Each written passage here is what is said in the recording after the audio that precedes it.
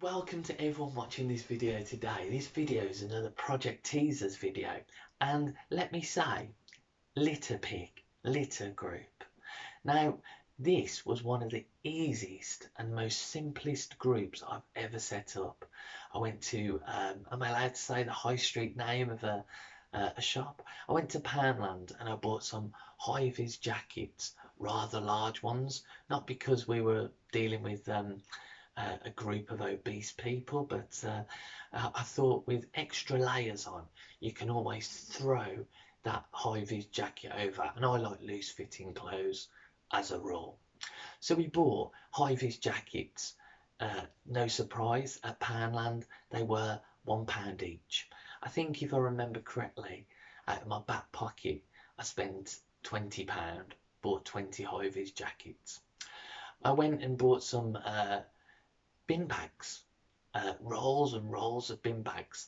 But I also spoke to the local council and the refuse department, and I started to build out and explain what we were doing. And we got given really industrial size bin bags, really strong bin bags that they were facilitating us with because we had the evidence and the pictures of what we were doing.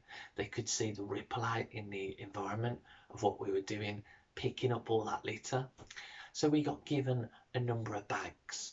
We got given litter pick piece of kit and equipment, which at first we were starting to beg, borrow and scrounge from everyone in the church.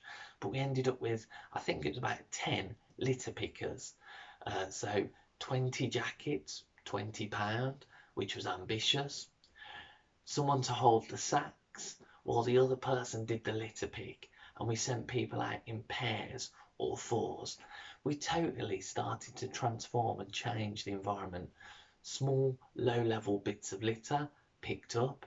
We educated. We started to work alongside local primary schools and talk to the parents and to the children about the importance of dealing with litter, the effects of it to animals and wildlife, and the aesthetics of the area. And we saw a massive reduction of litter on the streets. We also started to tackle fly tipping as we started to notify the authorities, and we started getting things, as soon as they popped up or appeared, removed by bulk waste collection. We built up that rapport and that relationship with the local council. If I'm honest, I think it was because they needed a reduced personnel presence in that environment.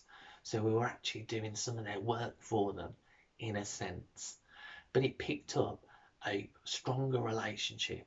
The local population owned the streets where they were in order to put up signs about litter picking and litter prevention.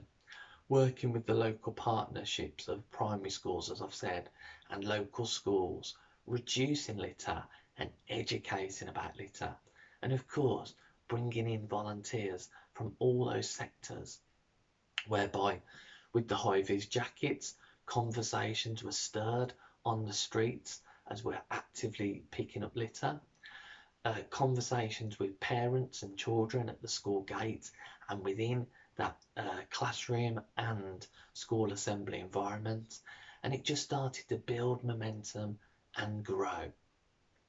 Now, whilst we were a litter picking group on that budget of £20 to £50, going out, exercising and being in the fresh air, individuals of the group started to notice certain things that were problematic in the area.